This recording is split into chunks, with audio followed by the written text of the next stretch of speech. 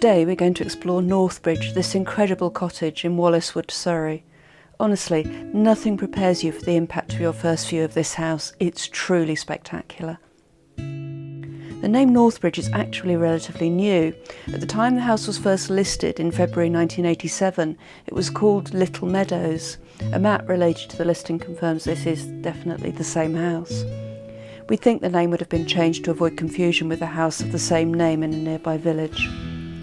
The Grade 2 listing report gives us a little information on the evolution of the house. It's described as 16th and 17th century, possibly around an earlier core, with 20th century extensions to the rear.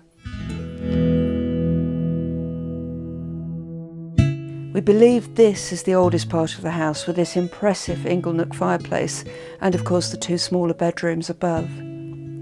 So for most of its 500-year history, this was a fairly unassuming little cottage, probably used by farm workers.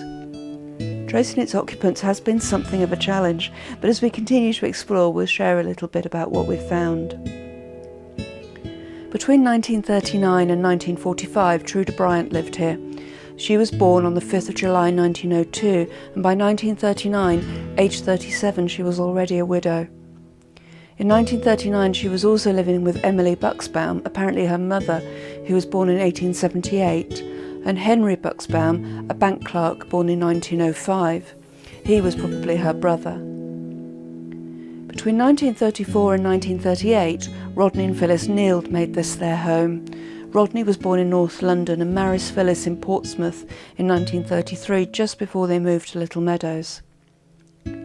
Between 1928 and 1933, there's no listings on the electoral register for Little Meadows. There's a meadow cottage, which could be it, but also Sketcher's Cottage. So from around 1924 to 1927, Little Meadows was home to Victor Hume Moody, his wife and his brother Arthur. At this time, the cottage was described as a small holding, which is understandable when you see the extent of these beautiful grounds. Now Victor was a celebrated artist, so could that have triggered the name of Sketcher's Cottage to be used for a few years? Possibly. Victor was born in 1896 and died in Malvern, Worcestershire in 1990. He was head of the Malvern School of Art, a position his daughter later took over. He painted in oils but also produced a whole load of sketches, and his wife Mary Olive Willoughby was also an artist. During his time here, he did a lot of portrait painting, including his wife, and gave private tuition to children of the local landowners, so you can really understand why locals would call this Sketcher's Cottage in the subsequent years.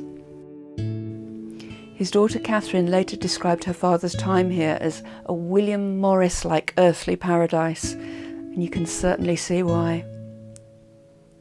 Before Victor, in 1923, Reginald Arthur Amsden and his new wife Doris May lived here.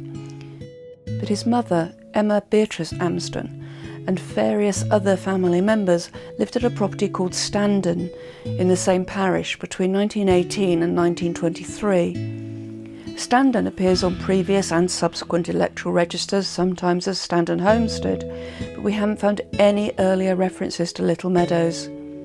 Several properties are usually listed as Standon, so this house is likely to have been one of these. It's impossible to say which. For example, in 1911, when Edward Swansbury appears on the electoral register at Standon, but on the census in the same year his address is listed as Oakwood Hill. But there are also around 6 other households with the same address.